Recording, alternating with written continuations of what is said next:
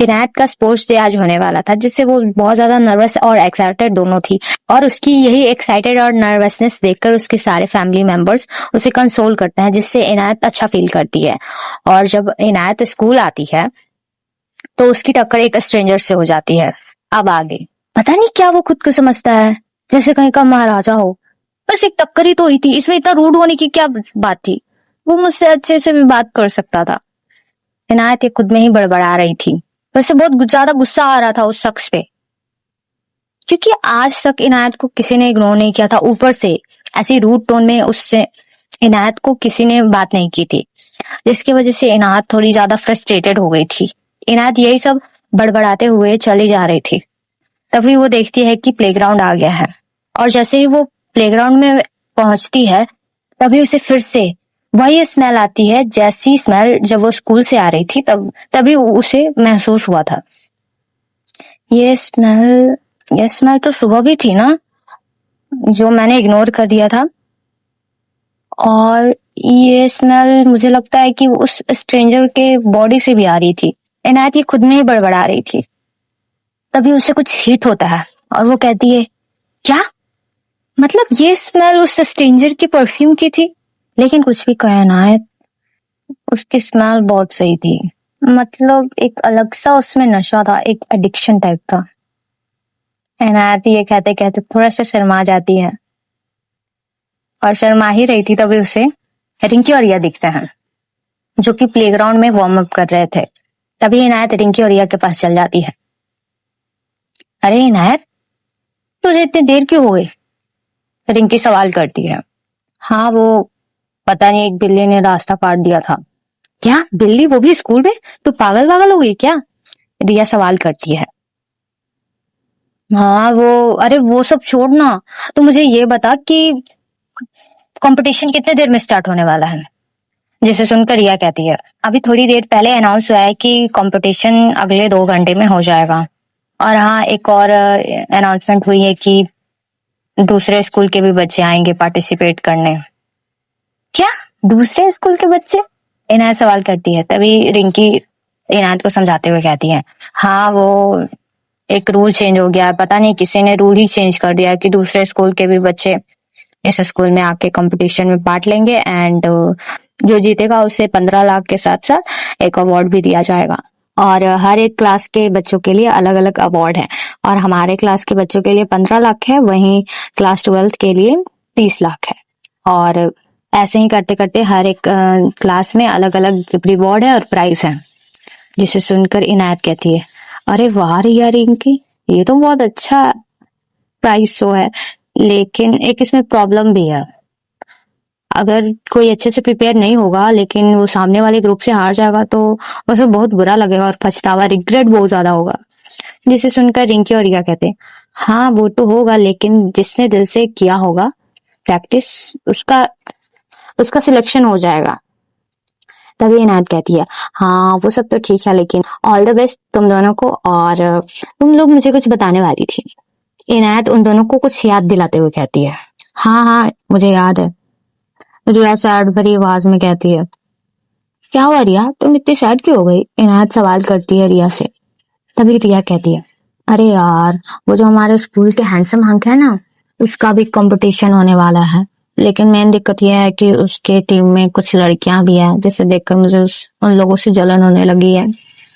और उस ग्रुप में एक ऐसी लड़की है जो हमारे कॉलेज के हैंडसम हंक आर्यवर्धन राठौर, उससे ज्यादा क्लोज होने की कोशिश करती है।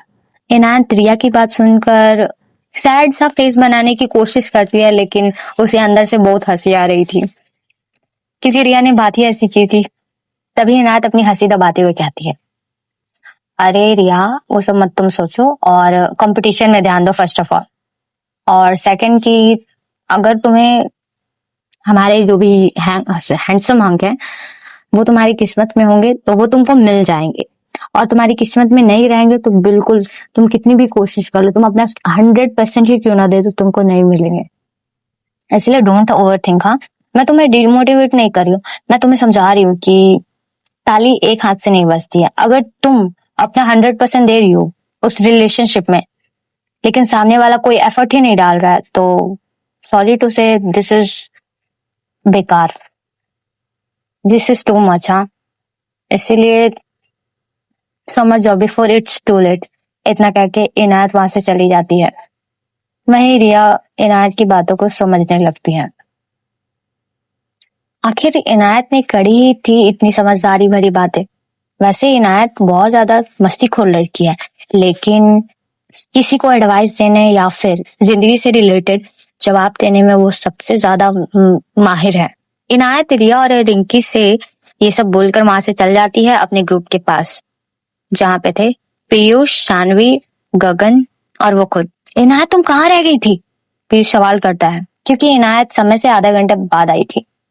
तभी इनायत पीयूष के सवालों का जवाब देते हुए कहती है, हाँ वो सब छोड़ो, क्योंकि इनायत पिछली बातों को नहीं दोहराना चाहती थी, इसलिए वो बात को टाल देती है।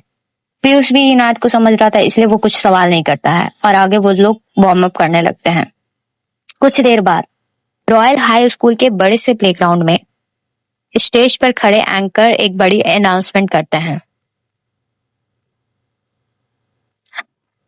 Hello my students and my dear teachers and respected principal sir, मैं यहाँ आप लोगों का स्वागत करता हूँ। और आज के इस खास अवसर जहाँ पे हमारे एनुअल स्पोर्ट्स डे होने वाला है, इस स्पोर्ट्स डे में स्वागत कर।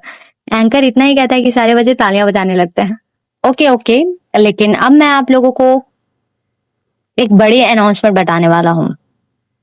तो जैसा कि हम लोग जानते हैं कि कुछ ही देर में एनुअल स्पोर्ट्स डे होने वाला है, तो हमारे स्कूल के कैप्टन आर्यवर्धन राठौर और उनकी team the black devil, please come on the stage and please start this annual sports day. Anchor इतना ही कहता है, तभी स्टेज पर 5 लोग अपने रौबदार पर्सनालिटी के साथ आते हैं, जिसमें पहला नाम था Aryavardhan Rathore. Royal high school में सबसे पावरफुल गैंग डेविल्स गैंग, ये सबसे ज्यादा फेमस और सबसे ज्यादा डेंजरस भी थी, क्योंकि इस गैंग में जो 3 मेंबर थे वो माफिया फैमिली से रिलेटेड थे और बाकी 2 मेंबर थे वो बहुत ज्यादा rich and business class family से रिलेटेड थे, जिसमें से पहला नाम था आर्यवर्धन राठौर, उनका बेस्ट फ्रेंड वीर प्रताप सिंह, जिनके पिता एक माफिया रह चुके हैं और एक सक्सेसफुल बिजनेसमैन भी। थर्ड पर्सन है आरव सिंघानिया, जिनके पिता हैं इटली के नंबर 1 माफिया। कहा जाता है कि इटली में इनका ही राज चलता है, लेकिन उनकी वाइफ यानी आरव की माँ, उनके इंडियन होने के कारण आरव के साथ साथ आरव के पिताजी को भी इंडिया से लगाव हो गया था, इसलिए वो सब अपनी फैमिली को इंडिया में शिफ्ट कर लिए। वही थर्ड पर्सन है तन्मय रावत, जिनके पिता इंडिया के नंबर 3 बिजनेसमैन से एक हैं। वहीं last and most important member जो इस ग्रुप की जान है, हाँ वो फनी और नॉटी दोनों है, लेकिन सीरियस सिचुएशन में ये इनसे ज्यादा खतरनाक कोई नहीं है, जिनका नाम है रुद्र शेखावत। इनके पिता और दादाजी एक्स मिलिट्री आर्मी ऑफिसर रह चुके हैं और फिलहाल इनके पिताजी का बिजनेस है। तो ये थे डेविल्स ग्रुप। अब आगे डेविल्स ग्रुप के स्टेज पे आते ही सारे बच्चे जोर जोर से तालियां बजाने लगते हैं, सिर्फ 2 इंसान को छोड़ के। हाँ दोस्तों, मैं समझ चुकी हूँ, आप लोग भी समझ चुके हैं कि वो 2 इंसान कौन है। तो चलिए मिलते हैं।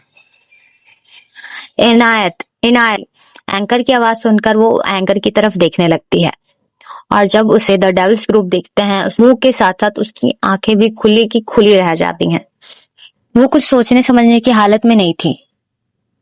अभी कुछ देर पहले जिसकी उसने बुराई की थी, वही इस पूरे स्कूल में एक तरीके से राज करता है। इनायत जिसने इस स्कूल में पूरे 1 हफ्ते बिता लिए थे, उसे द डेविल्स ग्रुप के बारे में अच्छे से पता चल गया था और उसके लीडर के बारे में भी अच्छे से पता चल गया था। इनायत को यह भी अंदाजा था कि हाउ हार्श ही इज, क्योंकि उसकी क्रूएलिटी पूरे स्कूल में फेमस थी।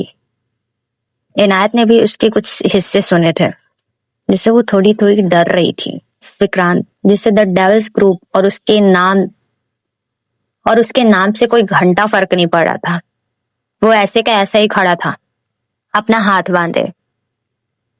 फिर सभी के कानों में आर्यवर्धन की आवाज आती है। हेलो एवरीवन, मैं हूँ आर्यवर्धन राठौर, इस स्कूल का sports captain. After some time we will start our annual sports day and I just want to tell you something that cheating is not allowed in this sports day and all the best. Yeah, इतना कह के वो mic anchor के हाथों में दे देता है। Anchor was like, क्या इतना ही बोलना था? एंकर पूरा शॉक था क्योंकि आर्यवर्धन को पूरी 3 पेजों की स्क्रिप्ट लिखी हुई थी और आर्यवर्धन को पूरे 3 पेज बोलने थे स्टेज पे खड़े होकर as a leader, as a captain. लेकिन 3 पेज तो छोड़ो, आर्यवर्धन ने 1 पैराग्राफ भी नहीं लिया। सारे बच्चे कहीं ना कहीं आर्यवर्धन को जानते थे कि वो ज्यादा बोलना पसंद नहीं करता है, इसलिए उसने बहुत कम बोला है। इनायत जो अभी शौक थी आर्यवर्धन को देखकर, एंकर का शक्ल देखकर उसे हंसी आ जाती है और वो खड़े खड़े ही हंसने लगती है और जब उसे कंट्रोल नहीं होता तो वो पीछे मुड़ जाती है और वहां से दूर हो जाती है। क्या हुआ इनायत, तुम इतनी हंस क्यों रही हो? पीयूष सवाल कर। वो इनायत के बगल में ही था और जब इनायत को ऐसे ही उसने देखा इनायत को वहां से जाते हुए तो उसे कुछ अलग लगा, इसलिए वो इनायत के पीछे पीछे आ गया। तभी इनायत अपनी हंसी को दबाते हुए कहती है, वो कुछ नहीं, वो तुमने एंकर की शक्ल देखी थी, वो कितनी फनी थी। इनायत पूरे मुस्कुराते हुए हंसते हुए कह ही जा रही थी क्योंकि एंकर उस टाइम जोकर जैसा लग रहा था। पर इनायत की हंसी को देखकर पीयूष उसी को देखने लगा था और पीयूष को कहीं ना कहीं अंदाजा होने लगा था कि उसे इनायत से लगाव नहीं है, बल्कि उससे कहीं ना कहीं लव हो चुका है। इसीलिए जब पीयूष को रियलाइज हुआ कि वो इनायत से प्यार करने लगा है 1 ही हफ्तों में, तो वो जब भी इनायत को देखता था तो वो शर्माने लगता था और इस वक्त भी उसके साथ यही हो रहा था, वो इनायत को एडमायर करने लगता है। तभी हंसते हंसते इनायत का अचानक से ध्यान पीयूष पे जाता है क्योंकि पीयूष उसी को देख रहा था। पीयूष की ऐसी नजरें खुद पे महसूस करता हुआ देखकर इनायत को अजीब लगता है और वो पीयूष से सवाल करते हुए कहती है, क्या तुम ऐसे क्यों देख रहे हो, जैसे तुमने कोई भूत देख लिया हो? फर्स्ट ऑफ ऑल तुम अपना मुंह बंद कर लो, कहीं मच्छर ना घुस जाए। इतना करके वो फिर से हंसने लगती है। इनायत भले ही बात को हंसी में ले जा रही थी, लेकिन कहीं ना कहीं उसका सिक्स सेंस कह रहा था कि यहाँ कुछ तो गड़बड़ है, इसलिए इनायत वहां से चली जाती है। वहीं पीयूष कुछ बोल नहीं पाता है। कुछ देर बाद इस वक्त कंपटीशन स्टार्ट हो गए थे। पहला कंपटीशन में था कबड्डी का खेल, जहां पर रिंकी और रिया की टीम जीत जाती है सारे स्कूल में। वैसे तो रॉयल हाई स्कूल में 2-3 स्कूल के बच्चे आए थे, लेकिन ग्रुप 5-6 आ गया था, जिस वजह से बहुत ज्यादा टाइम लग रहा था। कबड्डी मैच होने के बाद क्रिकेट होता है, जिसमें दूसरे स्कूल के बच्चे जीत जाते हैं। वहीं क्रिकेट के बाद हॉकी होता है, इसमें रॉयल हाई स्कूल के बच्चे का ग्रुप